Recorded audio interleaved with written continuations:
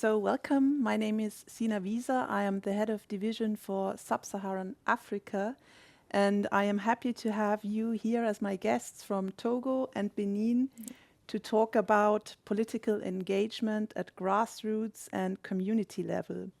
But first of all, I would like to give you the opportunity to introduce yourselves. Dalila. Thank you so much, Sina. I'm Dalila Dosu. I'm coming from Benin. I'm a member of association called FINEP. In French, we call it Femmes engagées pour des nominations et des élections paritaires, which mean in English, Committed Women for Parity in Election and Nomination in Benin. Esther. So my name is Aumesnu Esther. I am the vice head of the student council of the University of Lomé, where I am currently studying for a bachelor degree in agronomic sciences.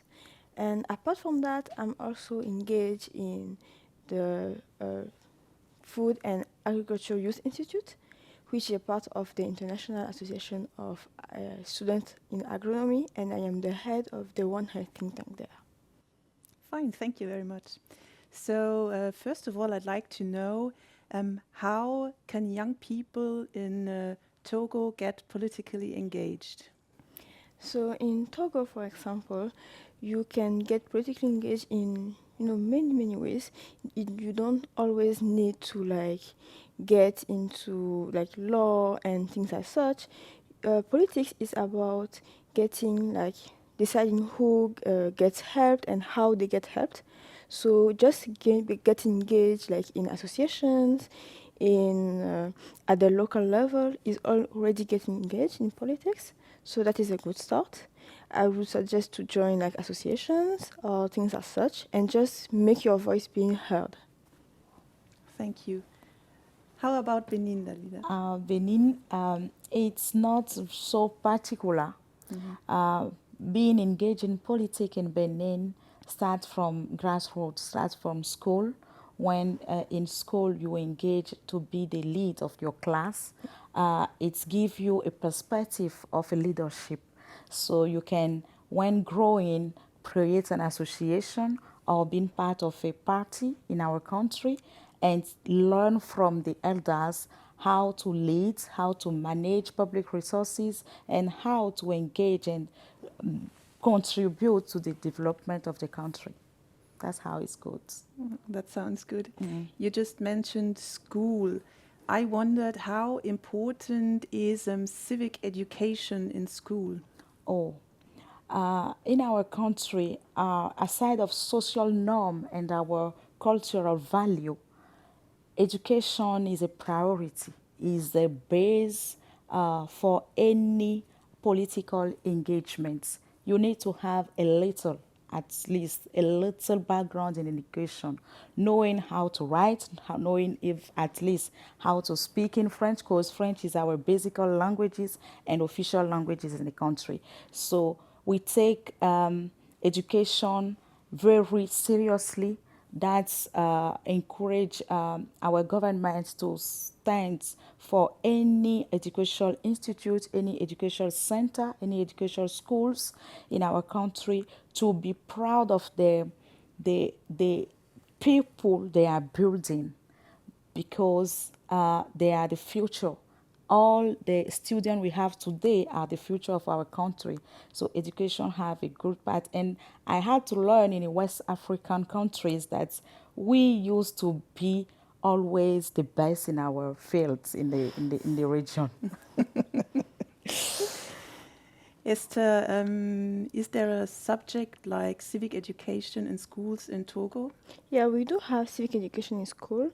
So you get a formal class since middle school, like the first school you have, and then it was put back into the curricula up until high school. So you have it, you take it as an exam, and in university it's not that formal anymore, at least in the biggest ones. You don't get sit with a teacher in class. It's more about being curious and just checking for yourself and as in university, you have to be curious and check for yourself. So that's yeah. Yeah. Okay, so let us now focus on the role of women in politics. Yeah. Yeah, are there prejudices you have to struggle with, Esther? So yeah, as a young woman, like a woman, especially as I'm young, in Africa we still have a patriarchal norm. Like they are quite strong in Africa, and also we still have that mindset of like it is in our culture to respect the elders, and it is pushed to the extreme. So you have to be like strong-minded. You have to be competent. If you can't like have the choice to be like idle and just come and expect to be heard. You have to fight to be heard, and in order to fight to be heard, you have to be loud, but also to be competent, so that what you say is like meaningful and useful. And with time, people are going to naturally start to be listening at you more and more often and coming to you for advices. So yeah. So, in this context, how important is the support of the family of women who want to get engaged politically? Daniela? In Benin, it's very, I won't say that family encourage women to be in politics because there is a profile we give to us. When you see women in politics, it means a lot. It can be described as the woman that don't want to have a husband, that want to have to set a family. So it's the woman that only wants to be at ease, never be submitted to anyone, and family do not encourage their women or their girls to be in politics because of the caricature people, the society give to us. And I may say that I used to dream about politics in my country, but when I have the overview of how they are treating the others that was already in, I ran out because I said myself, I do not want anyone to treat me like this, to see me as a non-moral woman, and I choose to be aside. I choose to be far from politics. So that's how the contest is. Esther, do you want to add something? It's quite the same in Togo and Benin, in fact. I say in the whole of West Africa and even, yeah. Yeah. Okay, so in Bavaria, the governing party, the Christian Social Union, has its own working group called Women Union with over 20,000 female members who represent the concerns of women. Does something similar exist in your countries, Esther? So no, I'm not aware of, at least, and there are no like groups like even for youth or for women, or at least they are not active. So we don't have that. And In our contest, we have like two parties. Seems like left and, and right, and those parties do not have any women group that have purpose, that work for women issues in our country. We do have a focus group of women, but we never know about the purpose. We never know about their achievements. We never know about what they are working for. The framework is never have a visibility. We do not account for them. And I was very impressed to see when discussed with Bavarian parliament women that they have purpose. They have a timeline, a framework that is really focused sometimes on women issues, even on community issues. And I said myself that this is a lesson practice I had to take back home and, restitute and see how our women in politics can handle it, can set it, and maybe in 3 or 2 years we'll have our own CSOs in Benin. yes, that would be great. Yes, Yeah. but the Women Union is not only a working group, but it's also a huge network Yeah. where women support women. How important are these networks in your opinion, Esther? So in politics, like even in life, not in politics, like just life, network is important because you can get counsel from one another. You can get support. If one is having like tough times, they can support one another. Like she is really important. We are like in a context where we are fighting. We should be fighting together, not alone. So yeah, this is important. Okay. Yeah. I think it's important to build that bridge of network within our country.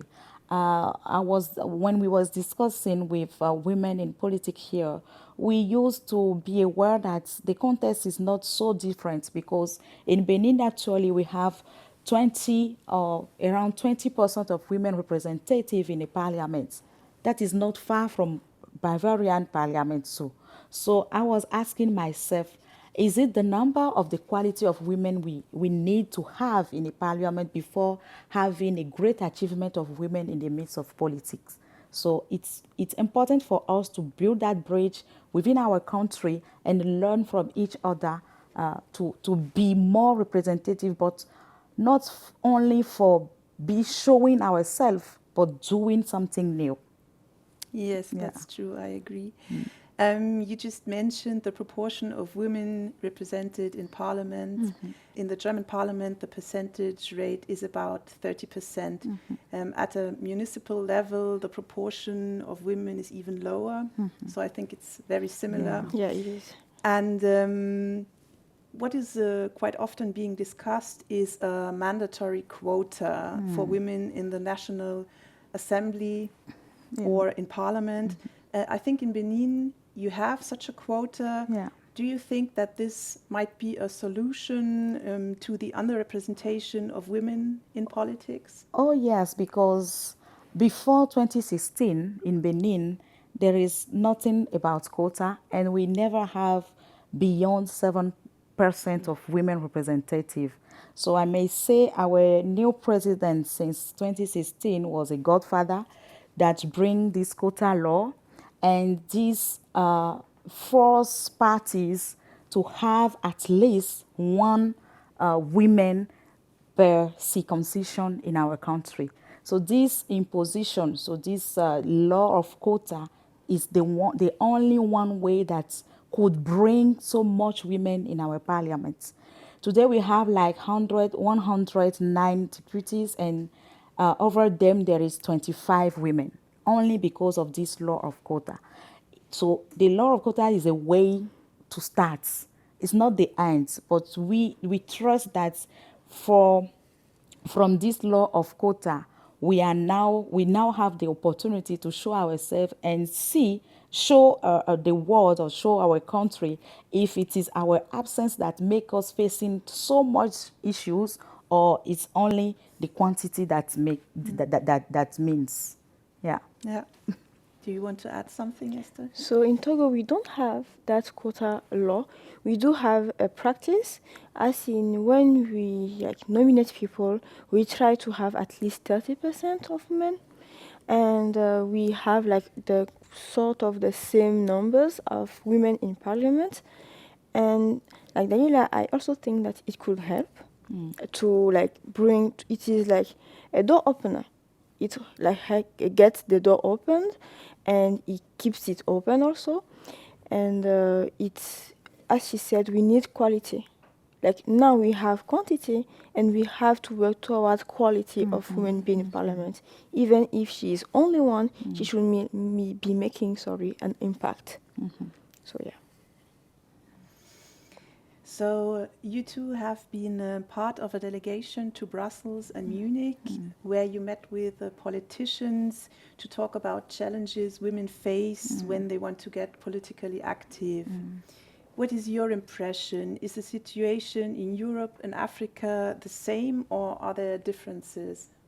I think I learned that there are many differences between our country, from cultural basis, from social norm, from the mindset we have.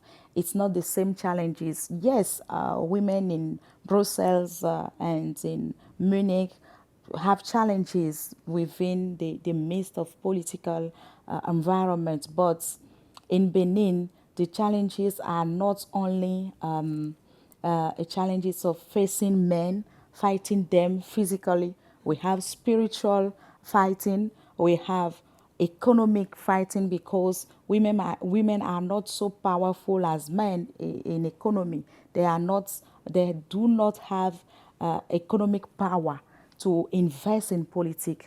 So this is the first barrier. The second barrier is a education barrier. Our level of women that have education is not so much as men.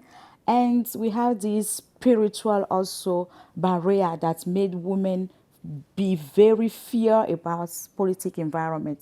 And I see that this is the only difference between Brussels and Bavarian women. This physical part is not part of it. And the mindset still being the same, because men are not also want women here in political environment, even if the barrier and the mindset is not so strong as in our country, it still remains. And that's why I'm saying that we have so much to share, we have so much to learn about each other. Yes. So I'd say that it's a spectrum of like issues. If we were to look at it like in depth, they stem from the same like issue, like women that should be that fight more than men, that should be like everywhere at once and things as such. But in Europe, like it is more light. The prejudice is more light that we have in Africa. There are quite a lot of similarities too. Like for example, the challenges of being a wife, a mother, and being at the same time a politician. We have the same challenges, and I'd say that maybe in Benin and Togo we have like some privileges that we are more tight knit, close knit communities. Like we have our families more closer than you have in Europe, and that is like one good thing we have. But I'd say it's a spectrum. We have to get to the same point as you are, but we are not like that different, apart from the spiritual thing. Yeah. Yes. And what conclusions do you draw from this delegation visit and the meetings you had? Did they encourage you? And which ideas will you bring back to Africa? So me personally, I learned that politics is not about power. It's about serving. It's not about ideology either. It's it's deciding who gets hurt, when, how, where, who gets helped, and how also. And it's just serving. I was like quite surprised to learn that here in Europe, like most of the political work is done like free of money. You are not getting paid, which is a new concept back in Africa, but for us. And like politics is really about getting heard and serving the community. I have to say that this trip made me realize that each of us have something to say in politics. And as a citizen, if we want to see our country being developed, if we want to see our country being a place of peace, a place of building a place of prosperous people, we need to be interested to politics. And my motivation, what encouraged me now, is to learn about the history of most women that start from the grassroots, that do not fear to start from the local level and build themselves, let themselves be known by citizens before asking to a high level position. And that's what I'm taking back home to now reconnect with my political women in this area, learn from them, and surely we will build something better for our generation coming. Thank you. So thank you very much for sharing your thoughts with us. And before I wish you all the best for the future, allow me one last question. Which advice would you personally give young people who want to be politically active? So I'd say don't be afraid. Like it's going to be tough. It's going to you'll have to make space and time for that, and you're not going to get money right away. But you just be bold and be confident. And to be confident, you have to be competent. So like, be like, know your topics. Like, pick what you're going to say, know it, and be bold and just go for it. We need to be heard. Like, there is a place for you in politics. So just go for it. And your advice, Dalila? My advice, I have two. Our sentences, the main sentences we have in FINEP is always for women, but never without men. We have to build a society together with the both gender. So I would say that the fight for women representative is not to make men disappear in the midst, but it's just to join our forces. Also, the advice is to being in politics is not to be served, but it's to serve. Yeah. Each of us should learn that being engaged or committed to politics is to serve, but not to serve ourselves in the community resources. Thank you. Thank you so much, and all the best for the Thank future you. to the two Thank of you you. too. Thank you. It You was a too. pleasure. Yeah, it was a pleasure and an honor.